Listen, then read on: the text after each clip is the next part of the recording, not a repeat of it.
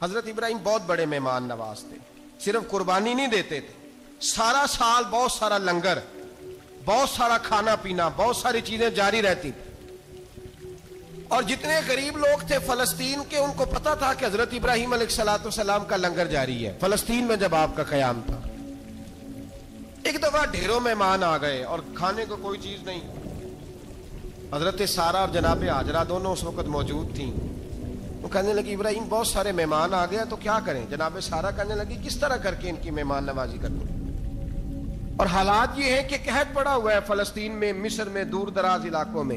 تو حضرت ابراہیم کہنے لگے یہ اللہ کے مہمان ہیں اور ہمیں رب کریم کا بندہ سمجھ کے آ گئے ہیں, اللہ ہی بندوبست کرے گا. فرمانے لگے میرا مصر میں ایک دوست ہے, وہ قحط کے دنوں میں غلہ جمع کر لیتا ہے, میں اس کی طرف پیغام بھیجتا ہوں, مجھے امید ہے وہاں سے غلہ ملے گا. 2-3-5 اونٹ والے غلام بلائے اور ان کو کہا کہ جاؤ غلہ لے آؤ مصر کے دوست سے.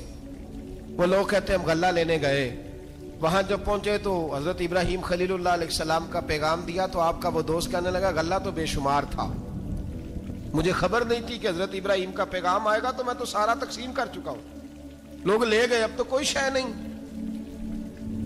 اب وہ خالی آ گئے 5 کے 5 اونٹ. جب خالی آئے تو حضرت ابراہیم کی حویلی کی دیواریں چھوٹی چھوٹی تھیں. ان غلاموں میں سے, خادموں میں سے, آپ کے ان چاہنے والوں میں سے ایک کہنے لگا یار وہ غریب تو انتظار کر رہے ہوں گے کہ غلہ لینے گئے ہیں, ہمیں روٹی ملے گی.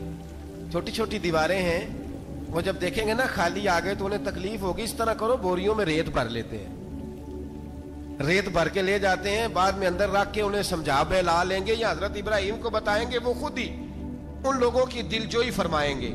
اب غلہ کی جگہ ریت بھر کے اونٹوں پہ رکھ کے لائی گئی. لا کے بوریاں جب رکھ دی گئیں, حضرت ابراہیم علیہ السلام دوپہر کے وقت آرام فرما رہے تھے.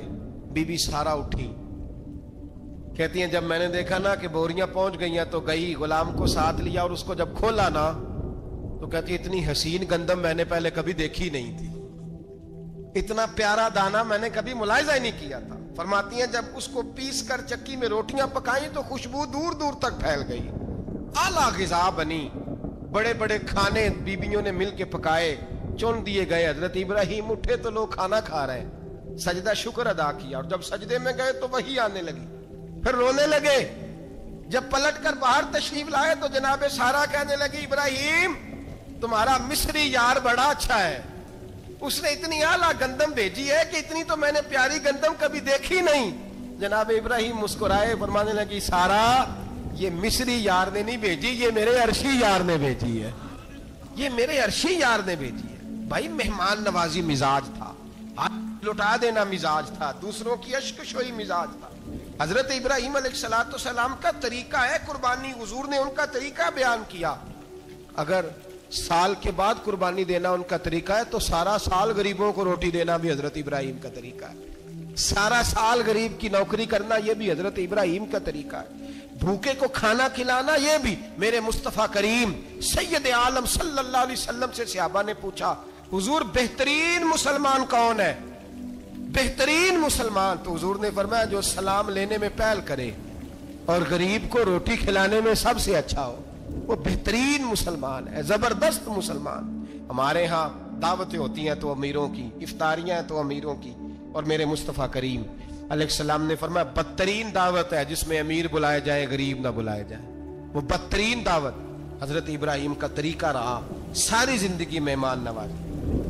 ایک وقت ایسا آیا کہ اللہ تعالیٰ نے حضرت ابراہیم کو بہت زیادہ مال عطا فرمایا, اتنے اونٹ گنے نہیں جاتے, گائیں اتنی زیادہ کہ شمار نہیں ہوتی, بکرے بکریاں اتنی زیادہ کہ شمار, بہت زیادہ مال اللہ نے عطا فرمایا. اور ابھی کچھ عرصہ پہلے آپ پیچھے جائیں نا تو جو لفظ مال تھا وہ روپے پہ تو بولا ہی نہیں جاتا تھا, وہ جانوروں پہ بولا جاتا تھا. بہت زیادہ مال اللہ نے دیا, بکریاں, گائیں, اونٹ, بیل, بڑا کچھ.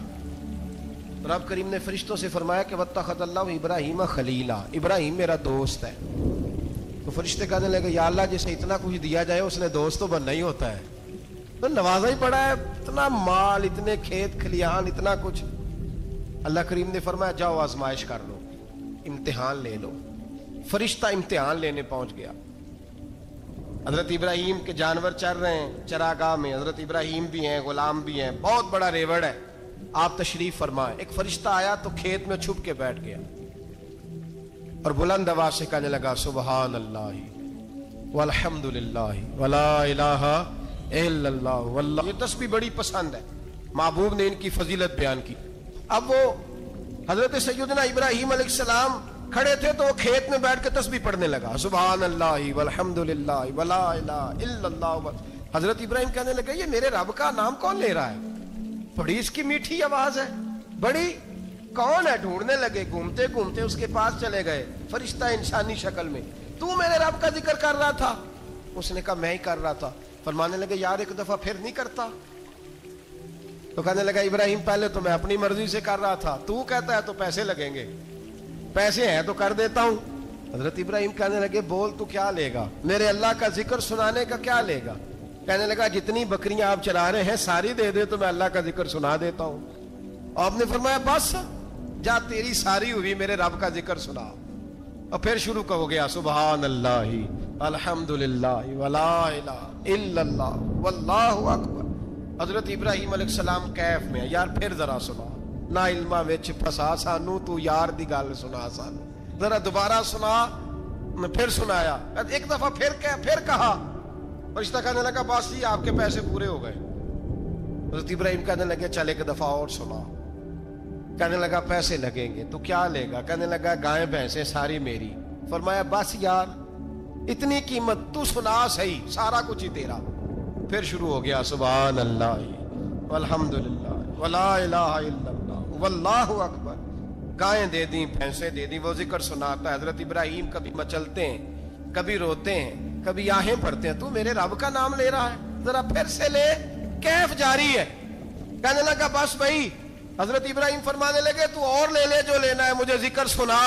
اس نے کہا ابراہیم بکریاں میں لے چکا، گائے بھینسیں میں لے چکا، اونٹ رہ گئے، سارے لے لوں گا پھر ذکر سناؤں گا۔ فرمایا جا تیرا ہوا تو ذکر سناتا رہ، میں دیتا ہوں۔ دے دیا، کچھ دیر ذکر کیا تو اب خاموش ہو گیا۔ حضرت ابراہیم خلیل اللہ علیہ السلام فرمانے لگے ذکر سنا۔ کہنے لگا ابراہیم اب تیرے پاس دینے کو کیا ہے؟ ہر چیز تو میں لے چکا۔ آپ فرمانے لگے یہ گائے بھینسیں بکریاں چرانے کے لیے تجھے کوئی نوکر ملازم بھی تو چاہیے نا، تو اس طرح کر مجھے رکھ لے، میں روٹی نہیں مانگوں گا، کھانا نہیں مانگوں گا، تو اللہ کا ذکر سناتا رہنا، میں تیرے جانوروں کی نوکری کرتا رہوں گا۔ حضرت ابراہیم علیہ السلام نے جب یہ کہا نا، فرشتے کی آنکھوں میں آنسو آ گئے۔ تر دامنی پہ شیخ ہماری نہ جائیے، ہم دامن نچوڑ دیں تو فرشتے وضو کریں۔ فرشتہ رو پڑا اور کہنے لگا ابراہیم مجھے سینے سے لگاؤ، آپ واقعی اس قابل ہیں کہ اللہ آپ کو اپنا دوست بنائے، واقعی اس قابل ہے کہ رب آپ کو اپنا۔ حضرت ابراہیم علیہ السلام کا خدا سے محبت کرنے کا نرالا انداز، اور میرے بھائی یہی محبت انہیں میرے مصطفیٰ سے بھی تھی۔ ایک نبی گھر بنا رہا ہے، دوسرا بنوا رہا ہے۔ حضرت اسماعیل علیہ السلام پتھر اٹھا کے لا رہے ہیں، جناب ابراہیم بنا رہے ہیں۔ جب خانہ کعبہ بن گیا تو کہنے لگے ربنا وابعث فیہم رسولا، اے اللہ اب اسے بسانے کے لیے اپنا آخری رسول بھی عطا فرما۔ نبی پاک فرماتے ہیں میں دعا ہوں حضرت ابراہیم کی، پر حضرت ابراہیم سے رب کریم نے فرمایا چل ابراہیم کوئی چیز دے، تو کہا یا اللہ تینوں ہی تیرے نام پہ قربان کرتا ہوں، تیری ہوئی ساری، ہر شے تیری۔ حضرت ابراہیم نے دین کے لیے، آپ شہر بابل کے قریب پیدا ہوئے تھے، وہاں سے مصر آئے، مصر سے فلسطین آئے، اور فلسطین سے آ کر کے کعبہ آباد فرمایا۔ زندگی سفروں میں گزری، سفر ایک تکلیف والی چیز ہے، پر حضرت ابراہیم نے وطن چھوڑ دیا، گھر چھوڑ دیا۔ جان بڑی عزیز ہوتی ہے، تو حضرت ابراہیم نے جب دین کے لیے نکلے تو جد و جہد کی، گھر کے اندر بھی گھر کے باہر بھی۔ آپ کے والد کا نام طارق ہے، وہ توحید پرست تھے، ایماندار تھے، پرہیزگار تھے۔ آپ کے چچا کا نام آزر ہے، وہ بت پرست تھے، بت بیچا کرتے تھے۔ حضرت سیدنا ابراہیم علیہ السلام جب میدان عمل میں نکلے تو حضرت ابراہیم علیہ السلام نے اپنے گھر سے جہاد شروع کیا، لڑنا پڑا۔ گھر کے اصولوں سے چچا نے جو رواج بنائے ہوئے تھے اس رواج سے ٹکرائے۔ فرمایا میں اپنے گھر کے اندر یہ بت پرستی نہیں ہونے دیں گا، چچا کو ایک دفعہ نہیں بار بار 100 دفعہ سمجھایا. آپ کا چچا بت بنا کے بیچا کرتا تھا. حضرت ابراہیم علیہ السلام تھوڑے بڑے ہوئے تو کہنے لگا کہ چلو میرے ساتھ, تم بھی بت بیچنے ہیں, ہمارا کاروبار ہے. حضرت ابراہیم ساتھ نکلے تو بت پکڑا ہے, گندے پانی کے اندر اس بت کو ڈبوتے ہیں, کہتے ہیں کسی نے خریدنا ہے تو خرید لو, نہ یہ نفع دے سکتا ہے نہ نقصان دے سکتا ہے, جو اپنا آپ نہیں بچا سکتا تمہیں کیا بچائے گا, خریدنا ہے تو خرید لو. چچا کہنے لگا تو کاروبار چمکا رہا ہے کہ تباہ کر رہا ہے. گھر میں بڑے معاملات خراب ہوئے, جھگڑے ہوئے, لیکن حضرت ابراہیم علیہ السلام ایک منٹ کے لیے بھی اپنے گھر کے اندر بھی کمپرومائز کرنے کو تیار. یہ تھوڑا مشکل میں نے پہلو چھیڑ دیا ہے, یہ تھوڑا مشکل پہلو چھیڑ دیا ہے. تھوڑا سمجھدار آدمی ہے پر بیوی سے پردہ نہیں کرا سکتا, سیانا ہے, پنچایت کا بندہ ہے, جو اس سے آپ کہیں گے وہ بات یہ سنائے گا, لیکن کہتا ہے نہیں جی میں نے کوشش کر لی ہے. کس قسم کی کوشش ہے صاحب, یہ کیسے ہو گیا؟ حضرت ابراہیم علیہ السلام نے گھر کے اندر سے فرمایا نہیں کرنے دوں گا, گھر کے اندر بھی ٹکرائے, فرمایا تم جو بھی ہو پاش پاش کیا چچا کے اصولوں کو, اور باہر جب نکلے تو صرف علاقے کے چیئرمین سے نہیں ٹکرائے, ایم پی ایم این اے وزیر مشیر سے نہیں ٹکرائے, سپر پاور نمرود دنیا کا واحد حکمران تھا اس وقت, دوسرا کوئی حکمران ہی نہیں تھا, اکیلے حکمران سے جا کر ٹکرائے. کوئی ساتھ فوج نہیں تھی, کوئی ساتھ ان کے طاقت بظاہر دنیا داری کی کوئی نہیں تھی, پر حضرت ابراہیم جا کے ٹکرائے. اور میرے رسول پاک صلی اللہ علیہ وسلم نے سند بیان کی, فرمایا افضل الجہاد کلمۃ الحق عند سلطان الجابر, فرمایا سب سے افضل جہاد یہ ہے کہ تو ظالم بادشاہ کے سامنے کھڑے ہو کے حق بات بیان کر دے. یہ سب سے بڑا جہاد ہے, یہ سب سے افضل الجہاد کلمۃ الحق عند سلطان الجابر, سب سے بڑا جہاد. حضرت ابراہیم کھڑے ہو گئے, سپر پاور سے ٹکرائے. یہاں ہم لوگ حکمتوں کا شکار ہیں, دیکھیں گے, کریں گے, سوچیں گے, اور مولوی صاحب کو ویسے کہتے ہیں آپ پرہیز کریں سیاسی باتوں سے. بھئی اللہ کے ہر نبی نے جا کے وقت کے ظالم حکمران کو لتاڑا ہے, للکارا ہے, یہ تو مشن انبیاء ہے. حضرت سیدنا ابراہیم علیہ السلام نے جو اس کو جا کے کہا کہ تو جھوٹ بولتا ہے, تو جھوٹا ہے, تو خدائی کا دعویٰ کرتا ہے, تو بہت بڑا ظالم ہے, اور قرآن مجید نے اس ساری بات کو بیان فرمایا. حضرت ابراہیم علیہ السلام سے کہنے لگا میں رب ہوں, تو آپ نے فرمایا میرا رب تو وہ ہے جو زندہ کرتا اور مارتا ہے. تو پھر آپ حق بات بیان کریں گے تو اللہ مارے گا کہ بندہ مارے گا؟ کچھ بھی نہیں ہوتا, کیونکہ زندگی موت کس کے ہاتھ میں ہے؟ اللہ کے ہاتھ میں. زندگی موت اللہ, کچھ بھی نہیں ہوتا. انسان صحیح سمت کا تعین کرے اور صحیح چلے. حضرت علی شیر خدا سے کسی نے کہا تھا کہ آپ کے بڑی دشمنی ہے, کوئی محافظ رکھ لیں. آپ فرمانے لگے موت خود بہت بڑی محافظ ہے, وقت سے پہلے آتی ہی نہیں, بڑی محافظ ہے وقت سے پہلے. علامہ نورانی رحمت اللہ تعالی علیہ کراچی جیسے شہر میں رہا کرتے تھے, جہاں گام گام پہ خطرہ تھا. لوگوں نے کہا حضرت اتنے بڑے لیڈر ہو, آپ کی جماعت کی 62 سیٹیں ہوئی قومی اسمبلی میں, ایک ایسا وقت بھی آیا تو کوئی ایک آدمی بندوق والا. آپ فرمانے لگے مجھے ضرورت ہی نہیں, اس لیے کہ جس خدا رسول کے لیے میں نکلا ہوں وہ خود ہی حفاظت کرنے والے ہیں, ضرورت نہیں ان چیزوں. تو بھائی حضرت ابراہیم ٹکرائے, اور آپ کا انداز کیا ہے؟ جا کے کہا کہ تو نہیں, خدا وہ ہے جو زندہ کرتا. اور اس نے ایک بیوقوفوں جیسی دلیل دی. ایک آدمی کو کل پھانسی دینی تھی تو اس کو بلایا, کہنے لگا تجھے کب پھانسی ہے؟ اس نے کہا کل. کہنے لگا جا تجھے آزاد کیا, زندگی دی, اس کو چھٹی دے دی. ایک عام آدمی بیچارہ بیٹھا تھا, اس کو پکڑ کے نا کہنے لگا اس کی گردن اڑا دو. کہنے لگا دیکھ لو میں بھی زندہ کرتا اور مارتا ہوں, وہ جو کل مرنے والا تھا میں نے زندہ کر دیا ہے, اور جس کو پتہ ہی نہیں تھا کہ میں نے مرنا ہے اسے پکڑ کے میں نے مار دیا ہے. یہ بیوقوفوں جیسی دلیل ہے. حضرت سیدنا ابراہیم علیہ السلام چاہتے تو اسی وقت دلیل توڑ دیتے کہ تو کیا بیوقوفوں جیسی بات کر رہا ہے, اگر تو زندگی دیتا ہے تو مرے ہوئے میں جان ڈال کے دے جس کو تو نے مارا ہے. لیکن حضرت ابراہیم نے دیکھا کہ بیوقوف ہے, بیوقوفوں سے بحث نہیں ہوتی, دلیل بدل لی جاتی ہے, ان کی عقل کے مطابق بات کی جاتی ہے. حضرت ابراہیم فرمانے لگے میرا رب وہ ہے جو سورج مشرق سے نکالتا ہے اور مغرب میں غروب کرتا ہے. تو اگر رب ہے تو تو مغرب سے نکال کے مشرق میں غروب کر. فبہت الذی کفر، کافر لاجواب ہو گیا، اس کے پاس اس چیز کا کوئی جواب نہیں تھا۔ علامہ اسماعیل حقی نے خوبصورت فقرہ لکھا ہے، خوبصورت، جان ڈال دی ایک جملہ کہہ کے۔ حضرت سیدنا علامہ اسماعیل حقی رحمۃ اللہ علیہ فرمانے لگے چونکہ نمرود بیوقوفوں جیسی باتیں کر رہا تھا، اگر وہ یہ کہہ دیتا نا کہ میں سورج کو نکالتا ہوں مشرق سے، میں غروب کرتا ہوں معاذ اللہ مغرب میں، میں نکالتا ہوں، تو آپ اپنے رب سے کہیے کہ وہ مغرب سے نکال کے مشرق میں غروب کرے۔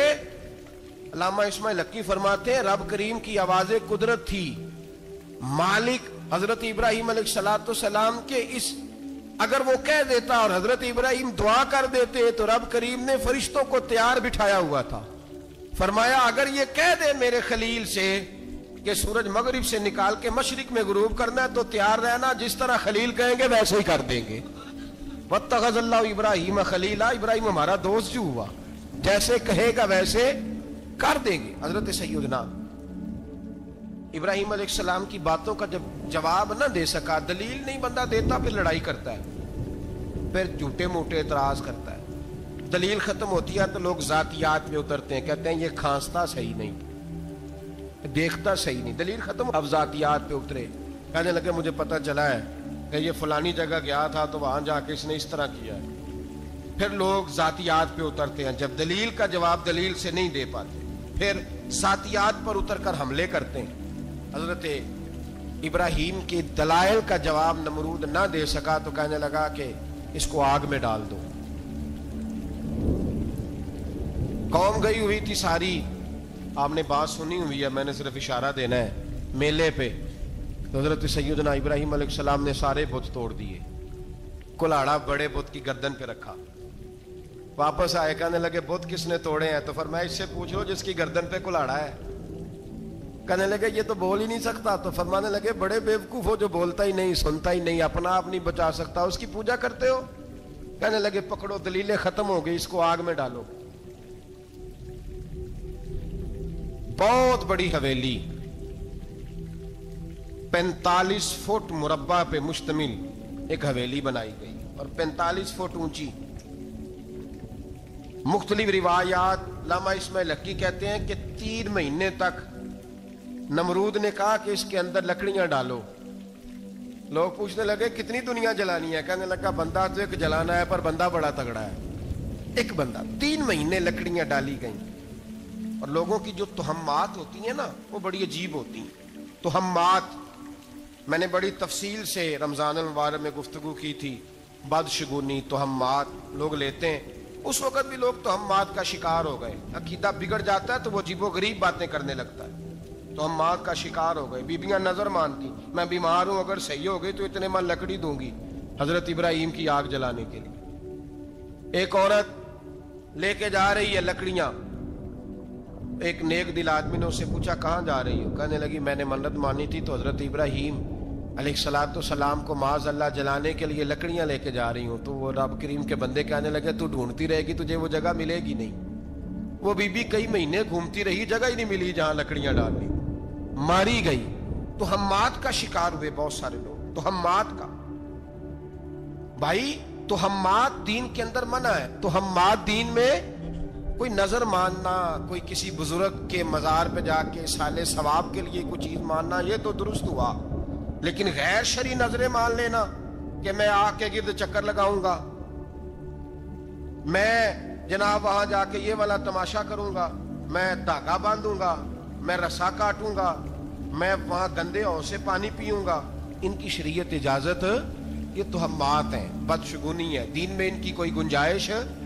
آپ نظر ماننے سے پہلے بھی کسی عالم سے رابطہ کریں کہ میں منت مانگنے لگا ہوں تو کیسے ماننی چاہیے، کا طریقہ پوچھیں، ایسے ہی غلط چیز کی منت تھوڑی مان لی جائے گی۔ بہرحال آمدام برسرے مطلب حضرت ابراہیم کے لیے آگ جلائی گئی، 45 فٹ اونچی آگ ہے، پرندہ بھی اوپر سے گزرتا ہے تو نیچے گر جاتا ہے جل کے، اتنے دن لگا کے آگ جلائی گئی۔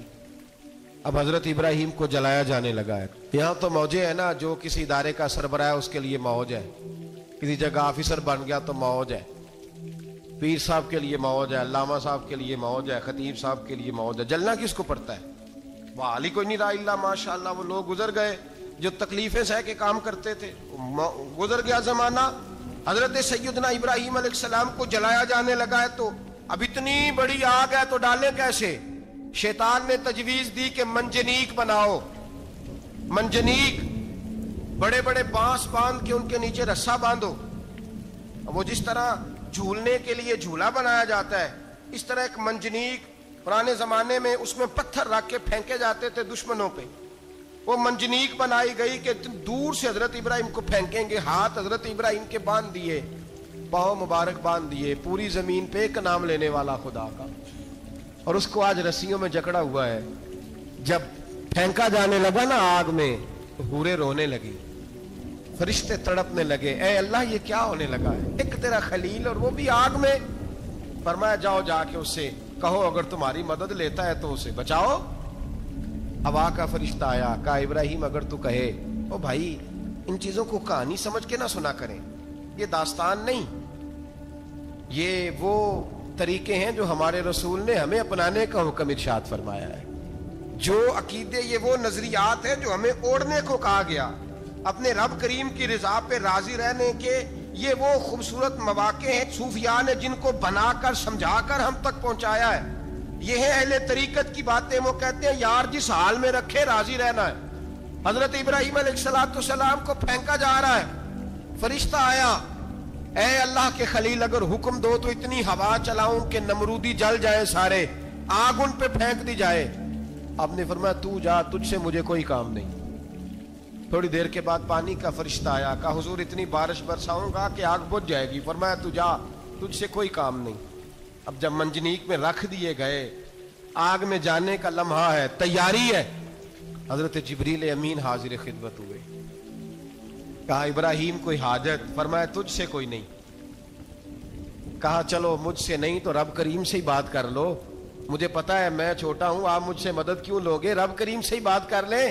تو حضرت ابراہیم کہنے لگے جبریل یہ بتا, رب کو نہیں پتا اس کا خلیل کس حال میں ہے؟ اسے نہیں پتا میں کس حال میں ہوں, میرے ہاتھ بندے ہیں, پیر بندے ہیں آگ میں, اسے نہیں پتا. بتایا تو اسے جاتا ہے جسے خبر نہ ہو. تو اگر اسے پتا ہے, اگر وہ جلانے پہ راضی ہے تو میں بھی جلنے کو تیار ہوں, میں تیار ہوں, میں تیار ہوں. اسے کہو ٹھیک ہے.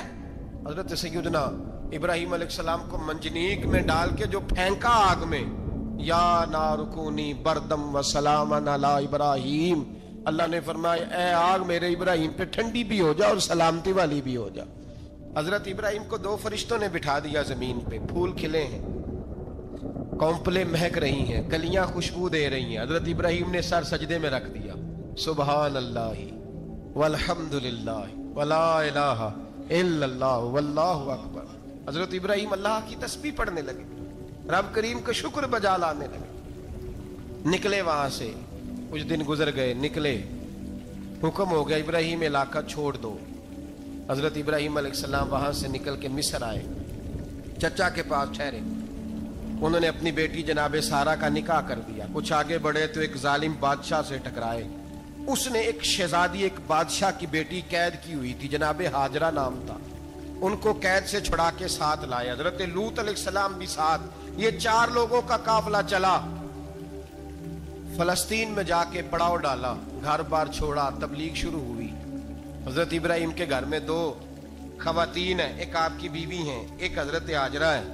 اولاد کوئی نہیں, بڑا میوہ ہے میٹھا. گھر وہی آباد ہوتا ہے جس میں بچے روتے ہیں, گھر ہوتا ہی وہ ہے جس میں بچوں کی چنچناہٹ ہوتی ہے, بھن بھناہٹ ہوتی ہے. حضرت ابراہیم نے ایک بچہ روتے ہوئے دیکھا تو آنکھوں میں آنسو آئے, کہنے لگے ربی حب لی من الصالحین, یا اللہ مجھے بھی نیک اولاد عطا کر دے. حضرت سارہ نے سن لیا, کہنے لگی ابراہیم شاید میرے بطن سے تو آپ کو نصیب نہیں, ہاجرہ سے نکاح کر لو. جناب ہاجرہ سے نکاح ہوا. اللہ تو بڑا بے نیاز ہے, رب کریم نے حضرت اسماعیل جیسا خوبصورت بیٹا عطا فرمایا. بیٹا کالا سیاہ بھی ہو تو سینے کی ٹھنڈک ہوتا ہے, پر یہ تو وہ بیٹا ہے جس کی پیشانی میں نور محمدی چمکتا ہے صلی اللہ علیہ وسلم. حضرت سیدنا اسماعیل علیہ اتنے خوبصورت. اب جس بیوی کے ہاں بیٹا تھا, بیٹھنا اٹھنا بھی زیادہ اس کے پاس, آنا جانا بھی اس کے پاس, توجہ ادھر ہو گئی. جناب سارہ رشک کرنے لگی. ایک دن کہنے لگی اسے چھوڑ آ جنگل میں, وادی غیر ذی زرع, مکے کے پاس. بھائی ایک بیٹا عالم دین بنا لو، کہنے لگا روٹی کہاں سے کھائے گا؟ تیرے 5 بیٹے ہیں، کو حافظ قرآن بنا، کہتے روٹی کہاں سے کھائے گا؟ وہ بچہ بھی کہتا ہے میں کہاں سے کھاؤں گا؟ حضرت ابراہیم علیہ السلام تو چند مہینے کا بچہ چھوڑ آئے، تو کہاں سے روٹی کھائی حضرت اسماعیل نے؟ کہاں سے کھائی ان کی اماں نے روٹی؟ بھوکے مر جاتے ہیں یہ سارے۔ میں بڑی ذمہ داری سے کہا کرتا ہوں کہ جتنی خوبصورت روٹی اللہ کریم دین کے خادموں کو عطا کرتا ہے شاید کسی اور کے نصیب ہوتی ہو، لیکن ہم لوگ توجہ ہی نہیں کر رہے، ہمارا ذوق ہی نہیں بن رہا، ہم یہ محنت ہی نہیں کر رہے کہ قوم کو مستند علماء کی ضرورت ہے، علاقوں کے علاقے خالی ہیں، ادھر ہمارا مزاج ہی نہیں بن رہا، توجہ ہی نہیں دین کی خاطر۔ اور پھر چلے بچے تو بعد کی بات ہے نا، جو ابھی خود جوان ہے وہ بھی تو یہ دعا، ایک صاحب مجھے کہنے لگے میں دعا مانگ رہا ہوں اللہ مجھے بیٹا دے تو میں اسے دین پہ لگاؤں گا، تو میں نے کہا آپ بھی بوڑھے نہیں ہوئے، آپ خود ہی لگ جائیں، بیٹا تو ابھی آئے گا تو لگے گا نا، تو آپ تو اس وقت ہیں تو آپ تو پہلے لگے نا صاحب، 2 گھنٹے تو نکال کے آئے، دین سیکھنے کو کافی ہے۔ آپ اتنی لمبی سوچ رہے ہیں کہ بچہ آئے گا تو بڑا ہوگا تو وہ جائے گا تو دیکھی جائے گی، ابھی تو آپ ہیں تو آپ تو آؤ۔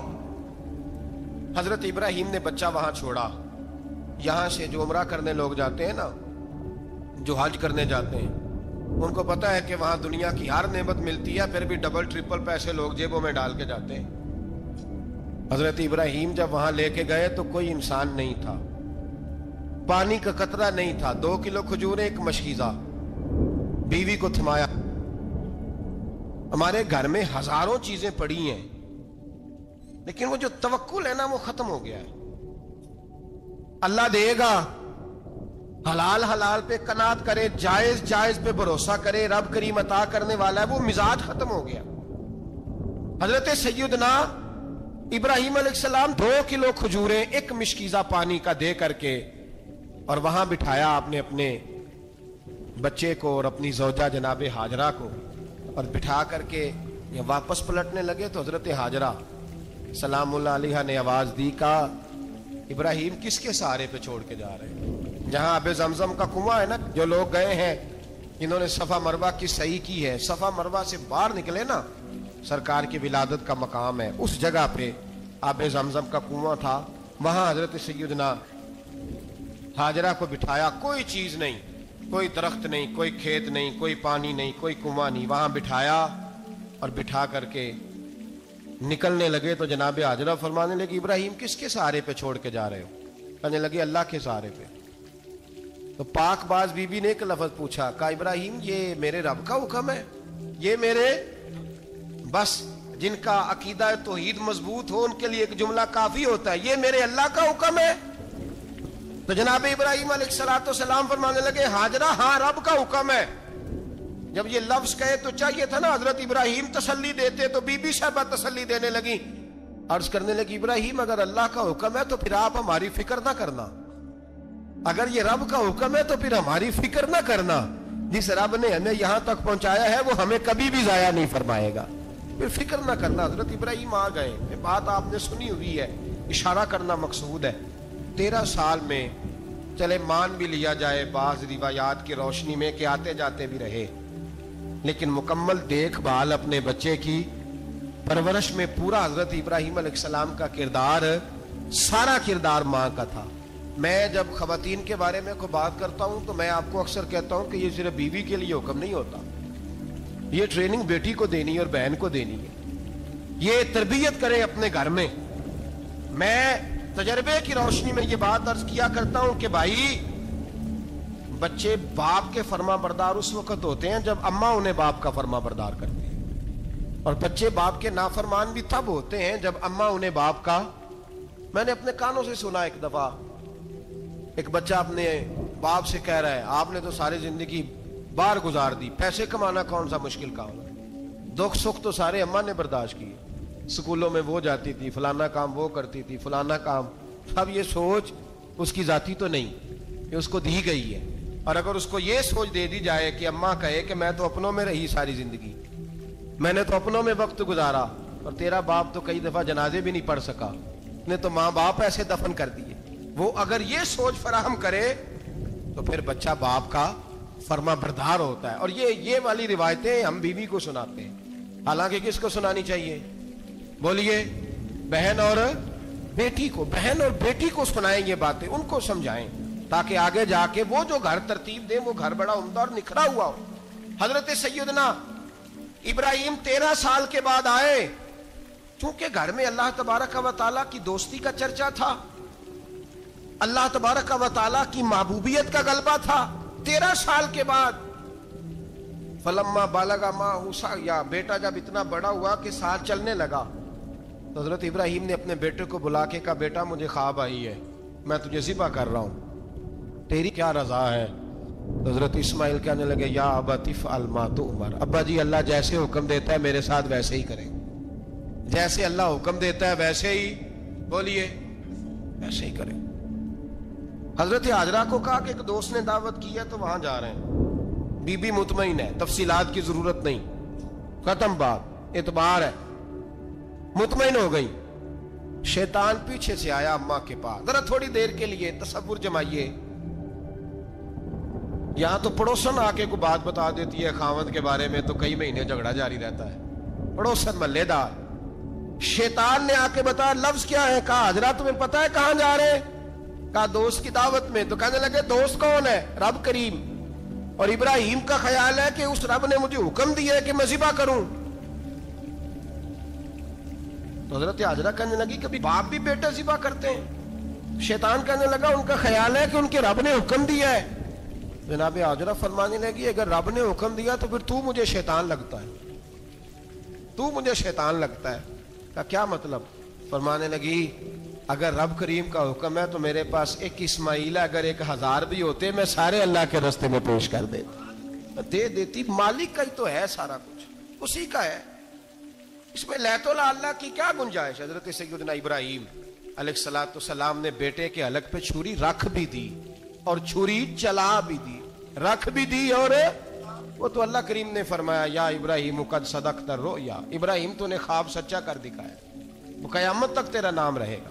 حضرت ابراہیم نے وطن بھی دیا, جان بھی دی, بیٹا بھی, اللہ کریم نے دمبے دیے, فرمایا یہ فدیہ ہے. اب یہ قربانی قیامت تک حضرت ابراہیم کے طریقے کے مطابق جاری ہے. حضرت ابراہیم بہت بڑے مہمان نواز تھے, بہت بڑے. آپ جب مصر میں قیام تھا تو بڑے بڑے لمبے چوڑے لنگر پکتے تھے, لوگ آیا جایا کرتے تھے, بڑا تفصیل کے ساتھ کھانا ہوتا تھا. مہمان نوازی آپ کی خاص صفت مبارکہ ہے. ہمارے ہاں بھی مہمان نوازی ہوتی ہے امیروں کی, بلکہ اب تو مہمان نوازی اس طرح کی ہے کہ کل تیری میرے پاس دعوت ہے اور پرسوں میری تیرے پاس ہے. وہی امیروں میں وہ چکر رہتا ہے, پارٹیاں دوست ایک دوسرے کو ڈالتے ہیں, تیری طرف پارٹی تیری طرف, اور اسی انداز میں اب یہ عید آئے گی نا, ٹکا پارٹیاں ہوں گی جگہ جگہ, اور لوگ سوال پوچھنے لگے ابھی سے, کہتے ہیں قربانی کا کتنا گوشت گھر رکھنا جائز ہے, قربانی کا کتنا گوشت گھر رکھنا جائز ہے؟ سارا ہی جی, ہاں, اس لیے فریزر لے لے, فریج سے نہیں کام چلے گا, سارا ہی جہاز گھر رکھنا سارا ہی جائز ہے, رکھ لیں. او خدا کے بندے, قربانی وہ بندہ دیتا ہے جو سارا سال ہی گوشت کھاتا ہے, صحیح کہہ رہا ہوں. قربانی صاحب نصاب صاحب استطاعت بندہ دیتا ہے نا, تو وہ سارا سال ہی گوشت, تو سارا گھر میں رکھنا بھی جائز ہے, لیکن سارا دے دینا بھی. تو جو آ رہی ہے اس پہ کیوں توجہ کرتے ہو, جو دوسرا جائز ہے اس پہ کیوں نہیں عمل کرتے؟ سارا تقسیم کر دیں, بات ختم ہوئی. یقین کریں محرم میں جا کے دوست ٹیلی فون کر کے سوال پوچھتے ہیں, کہتے ہیں صاحب سنا ہے قربانی کا گوشت محرم میں کھانا جائز نہیں.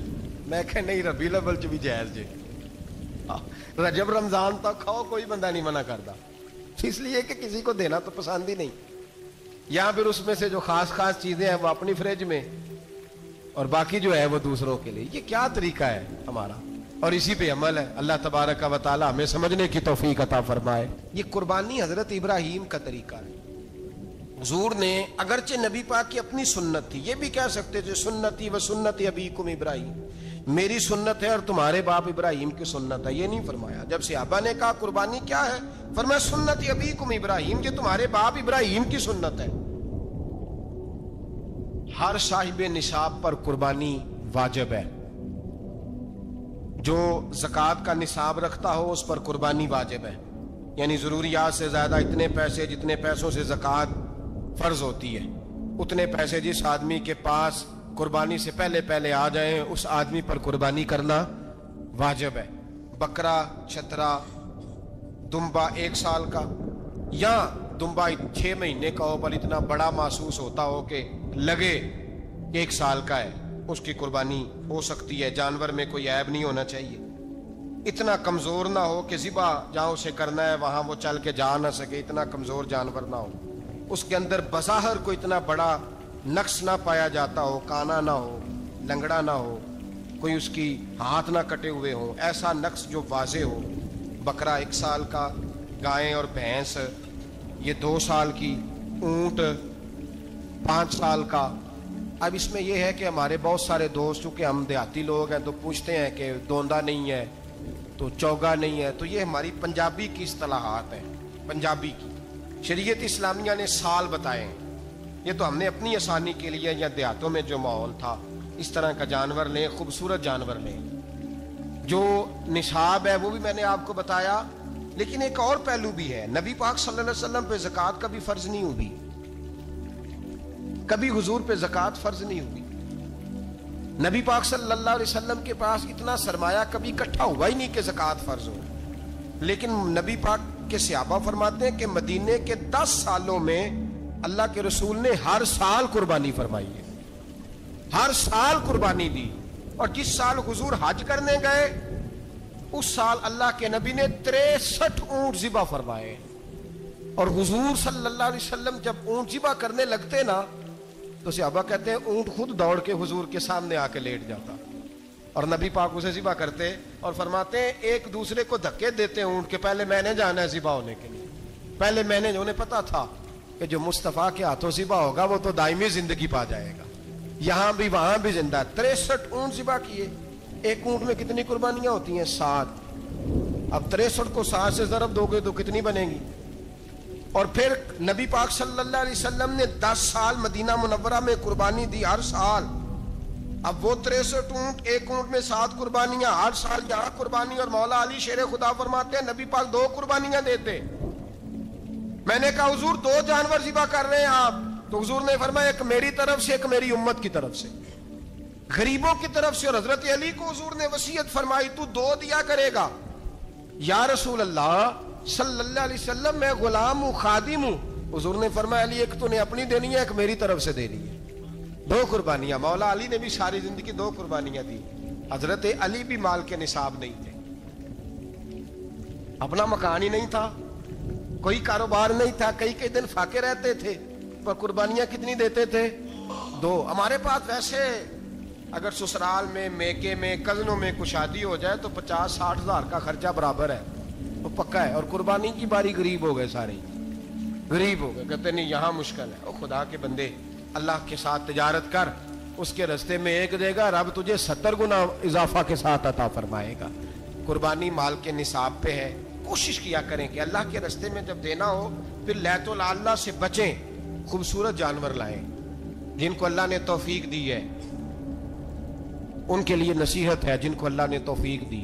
मैंने अपने हजरत साहब को देखा है, वो कहते थे कई जानवर अल्लाह ने बड़ा नवाजा है। कहते एक मेरा है, एक मेरे माँ का, एक मेरे बाप का है, एक मेरे फलां उस्ताद साहब का, एक मेरे पीर साहब का है। ये जानवर गौसे आदम जिलानी का नाम का दे रहा हूँ। और फिर एक बड़ा खूबसूरत जानवर बंधा होता और हजरत खुद उनको चारा डाल रहे होते। तो हुजूर ये क्या है? फरमाने लगे ये मैं रसूलुल्लाह के नाम पे कुर्बान करूँगा, ये नबी पाक के नाम पर कुर्बान किया जाएगा। जिनको अल्लाह ने हैसियत दी है वो कोशिश करें अपने महबूब की तरफ से भी कुर्बानी करें, नबी पाक के नाम की कुर्बानी दे। खूबसूरत सा जानवर प्यारा, फिर उसकी खिदमत हो, फिर उसकी कुर्बानी दी जाए और नबी पाक के नाम पर कुर्बानी दी जाए। हुजूर ने खुद वसीयत फरमाई हजरत अबू बकर सिद्दीक को, कुर्बानी बड़ा हसीन अमल है।